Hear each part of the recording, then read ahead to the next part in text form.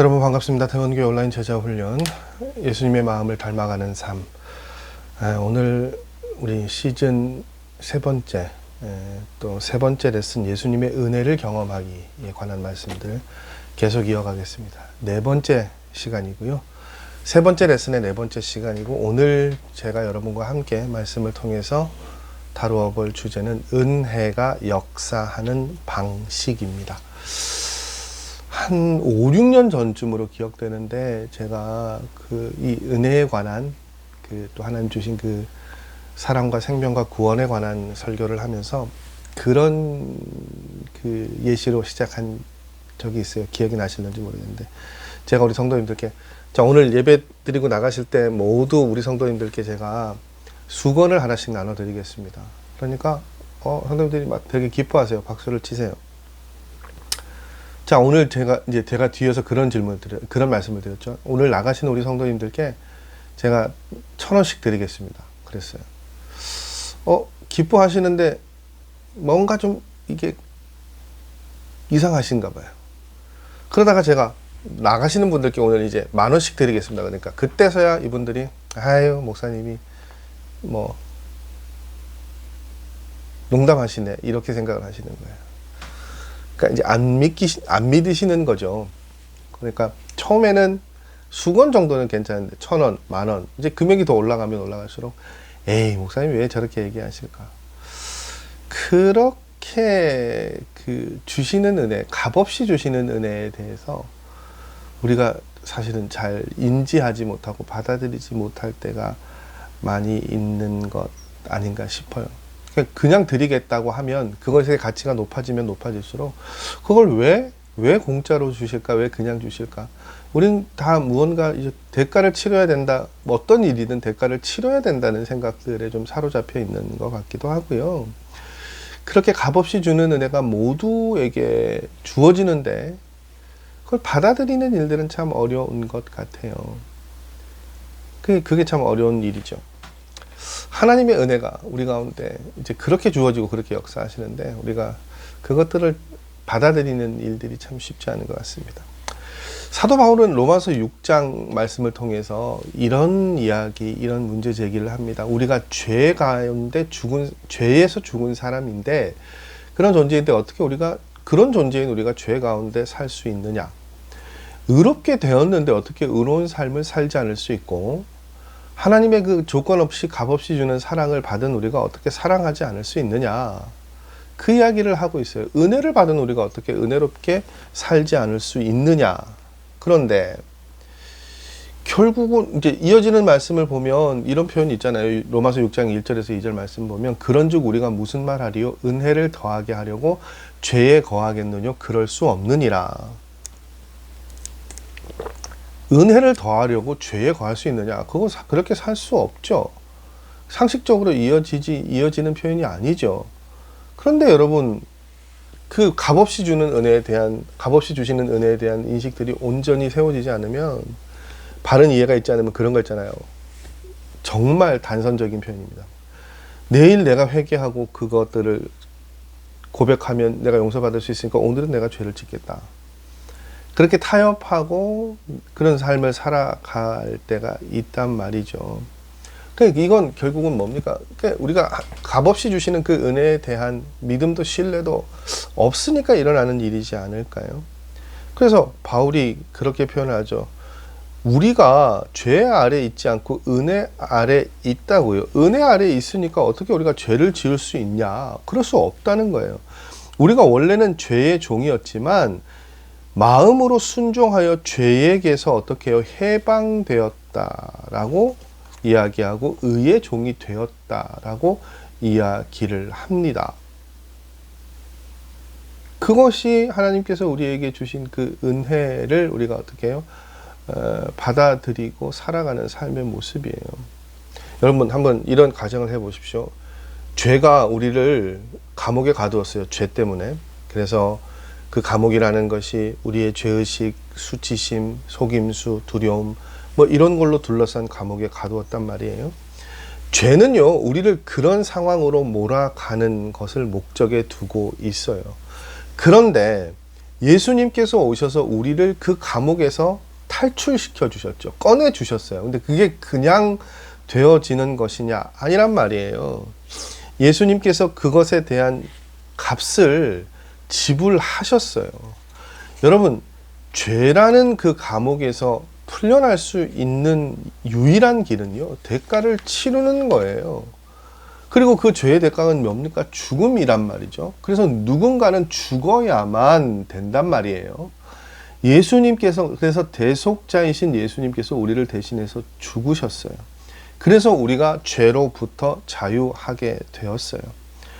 근데 여러분, 때로는 우리가 어떻게 보면 삶의 모습을 들여다보면 실패에 완전히 사로잡힌 것처럼 느끼게 될 때 어떻게 합니까? 우리 방식대로 문제를 해결하려고 하죠. 계속해서 우리의 방식대로, 우리의 생각대로 그걸 풀어내려고 한단 말이에요. 근데 은혜라는 건 뭡니까? 결국은 그 모든 것들로부터 우리가 어떻게 해요? 해방되었다라는 거예요. 예수님께서 우리의 자리를 대신하셨어요. 그래서 예수님이 내가 이곳에서 너의 죄를 짊어지고 있을 테니 너는 자유하라고 말씀하시죠. 근데 여러분, 그럼 그렇게 나가면 되는데 나 여기 더 있을래요. 나 감옥에 더 있겠습니다. 나 여기 계속 머물겠습니다. 그렇게 반응할 만한 사람이 있을까요? 반응할 사람이 없잖아요. 여러분, 자유가 이미 주어졌는데 왜 그 자유의 자리를 향해 나가지 않고 갇혀있는 그 죄수의 신분을 가지고 있으려고 합니까? 근데 저와 여러분은 예수님 때문에 그렇게 석방되어진 존재라고 말씀하시잖아요. 하늘나라의 이름을 가지고 있는 사람인데 왜 그러면 바울의 질문은 그거예요. 왜 다시 그 죄의 자리에 머물고 거하려고 하냐고요. 그래서 로마서 6장 6절에서 7절 말씀에 보면 바울이 이렇게 얘기하죠. 우리가 알거니와 우리 옛사람이 예수와 함께 십자가에 못 박힌 것은 죄의 몸이 멸하여 다시는 우리가 죄에게 종노릇 하지 아니하려 함이니 이는 죽은 자가 죄에서 벗어나 의롭다 하심을 얻었음이니라. 여러분, 바울이요, 믿는 사람들이 죄를 짓는 것이 불가능하다고 이야기합니까? 그거 아니죠. 믿는 사람들이 죄를 짓는 게 뭐라고요? 어리석은 일이라고요. 왜 그 자리로 돌아가려고 하냔 말인 거죠. 왜 뻔히 그 암울하고 슬프고 비관적이고 모든 것들이 답답한 냉대받았던 비천한 그 자리로 돌아가려고 하냔 말이죠. 왜 다시 죄인의 자리로 돌아가려고 하냔 말이죠. 그게 이치에 맞지 않다는 거예요. 예수님께서 우리 삶 가운데 들어오셨을 때 이미 죄는 우리를 지배할 힘을 잃었어요. 그러니까 우리에게서 당연히 일어나야 될 삶의 모습은 죄를 지어서는 안 되죠. 왜? 우리는 죄의 종이 아니기 때문에요. 그렇기 때문에 우리가 죄를 짓는 것은요, 여러분, 그러니까 우리가 죄를 짓기 원했기 때문이라고 바울은 이야기하고 있어요. 여러분, 성경 말씀은 분명히 이야기합니다. 죄값이 모두 치러졌을 뿐만이 아니라 하나님과 우리 사이에 약속이 체결되어졌다고요. 로마서 6장 3절의 말씀을 보면 무릇 그리스도 예수와 합하여 세례를 받은 우리는 그의 죽으심과 합하여 세례 받은 줄을 알지 못하느냐. 베드로전서 3장 21절 말씀은 이런 표현을 해요. 세례는 과거에도 하나님을 향한 선한 양심의 간구였다고요. 세례가 결국 뭡니까? 그리스도를 따르겠다라는 맹세이거든요. 약속을 체결하고 세운 거잖아요. 더 이상 죄의 자리로 가지 않겠다라고 이야기를 한단 말이죠. 근데 저와 여러분이 그런 존재로 변하게 되어졌단 말이에요. 그래서 그러한 삶의 모습들을 루키에도 목사님 뭐라고 표현했냐면, 본인이 결혼하시기 전에는 굉장히 지저분하게, 대부분 남자들이 그렇게 지저분하게 살았는데, 결혼을 하고 나서는 이 와이프가 뭐 결혼을 할 때만 해도 와이프가 모든 걸 다 치우고 하지만 여전히 이 목사님이 지저분하게 막 늘어놓고 치우지 않는 습관을 가지고 있었는데, 와이프가 분명히 얘기를 한 거예요. 나와 살려면 이 더러운 습관들을 고치라고요. 그래서 이 목사님이 어떻게 해요? 그 습관을 고치기로 마음을 먹었어요. 그래서 여러 가지 그런 것들을 변화시키는 것들에 적응하려고 애를 썼습니다. 그렇게 지나가는데, 근데 여러분, 잘 지키고 있다가도 내 모습이 드러날 때가 있죠.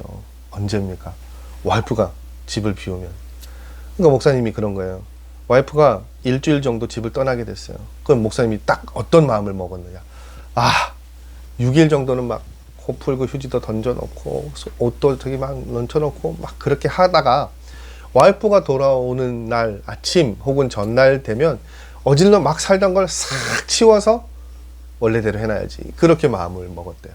정말 오랜만에 자유롭고 해방되는 그런 기분을 느끼고 싶으셨던 거예요. 근데 정말 놀라운 변화는 뭡니까? 안 되는 거예요. 막 밥을 먹고 설거지를 하지 않고 그 식기들을 놔뒀는데 지나가다가 그것들이 눈에 보이고 마음에 이상한 작동이 일어나는 거예요. 불편한 거예요. 휴지를 아무 데나 던졌는데 지나가다가 그 던져진 휴지가 눈에 거슬리는 거예요. 그래서 목사님이 그렇게 반문하죠. 내가 왜 이렇게 됐지? 나한테 도대체 무슨 일이 일어난 거지? 그렇게 물었대요. 해답은 이거예요, 여러분. 더 높은 기준에 자신의 삶이 도달해 있던 것이죠. 이게 결국 뭡니까, 여러분? 사도 바울이 이야기하는 이야기의 중심이에요. 죄로부터 우리가 자유하게 되었잖아요. 근데 어떻게 그곳으로 돌아갈 수 있냐는 거예요. 예수님을 만나기 전에 우리의 삶은 정말 제멋대로였고요.